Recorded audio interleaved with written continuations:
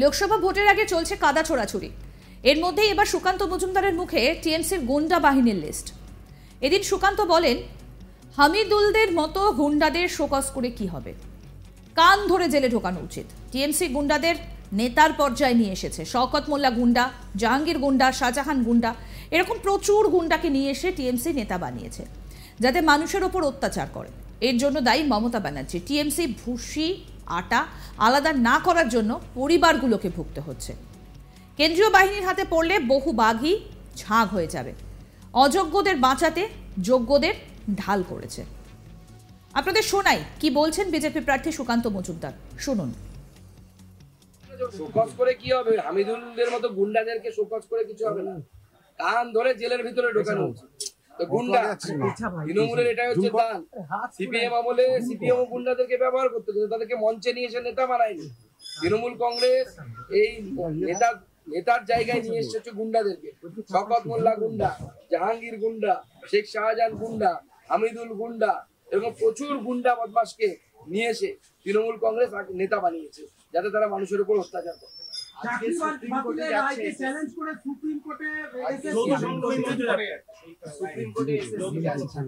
দেখুন, সে তো কোর্টে যাওয়ার অধিকার সবার আছে, কিন্তু আমার মনে হয় যে এর জন্য দায়ী হচ্ছে মমতা বন্দ্যোপাধ্যায়। কারণ কোর্ট বলেছিল আপনারা আটা আর ভুসি আলাদা করুন। আটা মানে হচ্ছে কারা চাকরি দিয়ে এই পরীক্ষা দিয়ে চাকরি পেয়েছেন, কারা সত্যিকারের যোগ্য, প্রচুর মানুষ আছে ওর মধ্যে সত্যিকারের যোগ্য।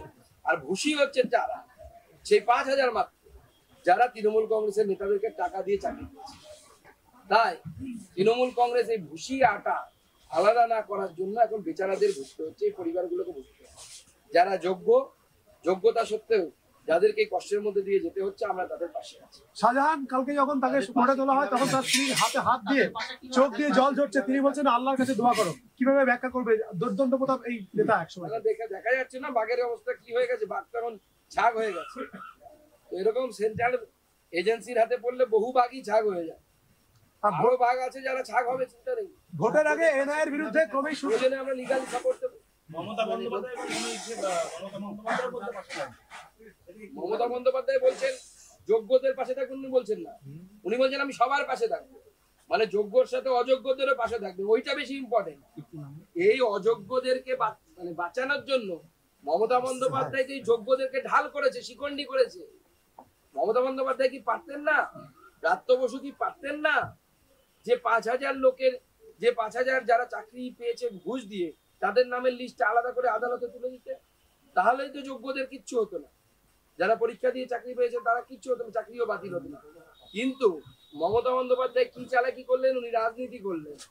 উনি এই 5,000 জন যাদের কাছ থেকে ওনার নেতারা পয়সা নিয়ে চাকরি দিয়েছে, তাদেরকে বাঁচানোর জন্য বাকি 25,000-এর মধ্যে 20,000-কে ঢাল করলেন যারা যোগ্য। দেখো তোমাদেরও চাকরি চলে যাচ্ছে। এটা হচ্ছে মমতা বন্দ্যোপাধ্যায়ের চালাকি। প্রসঙ্গত বলি, 26 এপ্রিল ভোট রয়েছে বালুরঘাটে, তাই শেষ মুহূর্তে প্রচারে ঝড় তুলেছেন সব দলের প্রার্থীরাই। তবে ফাইট যে সুকান্ত মজুমদার বলাম বিপ্লব মিত্র হতে চলেছে, তার বলার অপেক্ষা রাখে না। বুধবার দক্ষিণ দিনাজপুরে দলীয় এক সভায় যোগ দেন রাজ্য বিজেপির সভাপতি ও বালুরঘাটের বিজেপি প্রার্থী সুকান্ত মজুমদার। সেখানে সভা শেষে সাংবাদিকদের মুখোমুখি হয়ে সুকান্ত ইন্ডি জোট নিয়ে বিস্ফোরক অভিযোগ আনেন। তিনি বলেন, আমরা আপনারা যারা পোস্ট অফিসের স্বল্প সঞ্চয় করে রেখেছেন, যাদের 4 লাখ টাকার উপরে টাকা রয়েছে, তাদের টাকা কংগ্রেস ও তৃণমূল সরকার নিয়ে নেবে। তৃণমূল কংগ্রেসের সহযোগিতায় কংগ্রেসের যে সরকার তৈরি হবে, তাতে করে আপনার বাড়ি সম্পত্তির ওপর তাদের নজর থাকবে। শুধু তাই নয়, আমাদের মায়েরা বোনেরা যে সোনার গয়না বাড়িতে রাখেন, তার উপরেও ইন্ডি জোটের সরকার নজর রাখবে। নির্দিষ্ট সোনাদানার থেকে বেশি হলে তা নিয়ে সাধারণ মানুষের মধ্যে, বিশেষ করে সংখ্যালঘুদের মধ্যে বিলি করে দেবেন। চাকরি করা যারা ফিক্সড ডিপোজিট করেন, তাদের ওপরও কংগ্রেস এবং টিএমসি নজর রাখবে। প্রয়োজনে সেই টাকা কবজা করে নেবে। উত্তরাধিকার সূত্রে পাওয়া সম্পত্তি ইন্ডি জোটের সরকার নজর রাখবে এবং সেই সম্পত্তি নিয়ে তা কমিউনিস্টদের মধ্যে ভাগ করে দেবে। সব থেকে চিন্তার বিষয় এসসি এসটিদের বিপদ। বলা হয়েছে ইন্ডি জোটের সরকার তৈরি হলে এদের 50% সংরক্ষণ কেড়ে নেওয়া হবে, তা মুসলিমদের মধ্যে ভাগ করে দেওয়া হবে। কি বলছেন এই বিষয়ে বিজেপি প্রার্থী সুকান্ত মজুমদার, আসুন শুনি।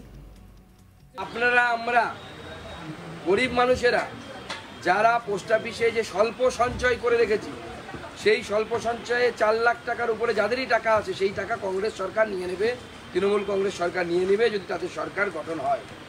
এবং সব কিছুর উপরে আপনার বাড়ি, আপনার সম্পত্তি, সেই সম্পত্তিতে কংগ্রেসের নজর থাকবে। কংগ্রেস নেতৃত্বে যে সরকার তৈরি হবে তৃণমূল কংগ্রেসের সহযোগিতায় তাদের নজর থাকবে।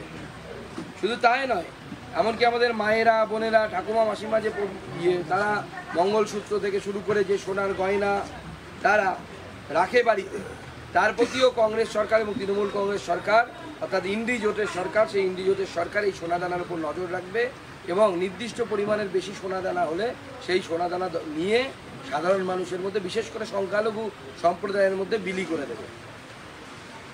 এবং আপনার সম্পত্তিতে কংগ্রেস মনে করছে যে তাদের জন্মসিদ্ধ বা ইন্ডি জোট, তৃণমূল কংগ্রেস মনে করছে তাদের জন্মসূত্রে অধিকার আছে এবং সেই সম্পত্তি তারা দখল করে নেবে।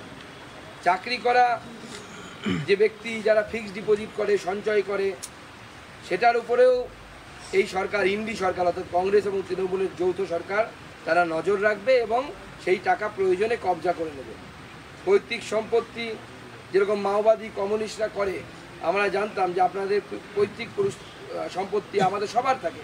আমার বাবা যে রোজগার করে গেছে, যে আছেন রোজগার করেছেন, মা যে রোজগার করেছেন, তার উত্তরাধিকার সূত্রে আমি মালিক হব, আপনারা আপনাদের পিতামাতার সম্পত্তির মালিক হবেন। কিন্তু এই উত্তরাধিকার সূত্রে প্রাপ্ত সম্পত্তির উপরে কংগ্রেসের নেতৃত্বে, তৃণমূল কংগ্রেসের দ্বারা পরিচালিত যে ইন্ডি জোটের, ইন্ডি সরকারের কথা ভাবা হচ্ছে, সেই সরকার নজর রাখবে এবং সেই সম্পত্তিকে নিয়ে তারা ভাগ করে দেবে কংগ্রেসদের মধ্যে। সব থেকে চিন্তার বিষয়, আমাদের সমাজের এসসি এবং এসটি, হিন্দু যারা শিডিউল কাস্ট এবং শিডিউল ট্রাইব আছে, সাঁওতাল, আদিবাসী জনজাতির যারা মানুষ আছে, তাদের জন্য বিপদে। তারা বলেছে এই যে ইন্ডি জোটের সরকার, তৃণমূল কংগ্রেসের কেন্দ্রের সরকার তৈরি হলে, কংগ্রেসের সরকার তৈরি হলে এদের 50% সংরক্ষণ নিয়ে নেওয়া হবে এবং তা সংখ্যালঘুদের মধ্যে, অর্থাৎ এক কথায় মুসলিমদের মধ্যে দিয়ে দেওয়া হবে। এসসি এসটিদের রিজার্ভেশন কেড়ে নেবে তৃণমূল কংগ্রেস এবং কংগ্রেস, কেড়ে নিয়ে তা মুসলিমদেরকে ডিস্ট্রিবিউট করে দেওয়া হবে বলে তারা ঠিক করেছে তাদের সংকল্প সত্ত্বে।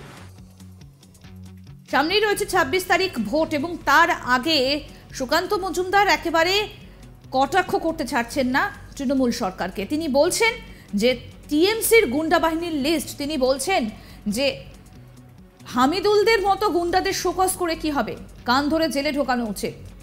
টিএমসি গুন্ডাদের নেতার পর্যায়ে নিয়ে এসেছে। শওকত মোল্লা, জাহাঙ্গীর এবং শাহজাহানের কথা তুলে ধরেন। আরও আপডেট পেতে দেখতে থাকুন আজ তাক বাংলার ইউটিউব চ্যানেল, সাবস্ক্রাইব করুন।